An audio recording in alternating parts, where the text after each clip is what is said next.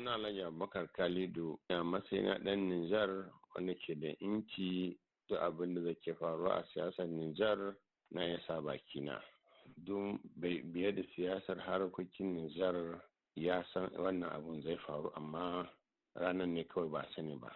Misali, Nijar shugaban ƙasa biyu ne, babba da ƙarami.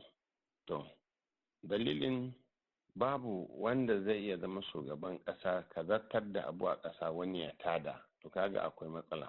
A Abubakar Khalidu, kafin ka yi nisa, me kike nufi da shugaban ƙasa babba da ƙarami yadda ake da shi a Nijar?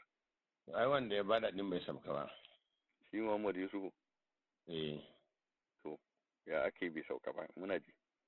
Saboda dalilin da yasa na faɗa haka, ba abin da wannan shugaban zai yi ba sai ya mai ƙasalanda ba.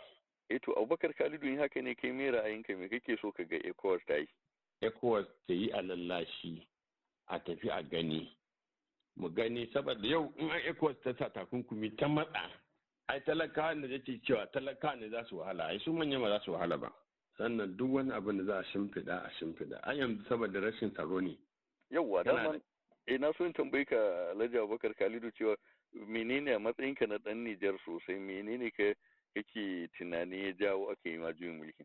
Wallahi Nasiru, akwai rashin tsaro saboda mu kaga daga jihar Talabiri zuwa bangaren jihar Tawa ba akwai wuraren da gwamnati ma bai isa ya je ba.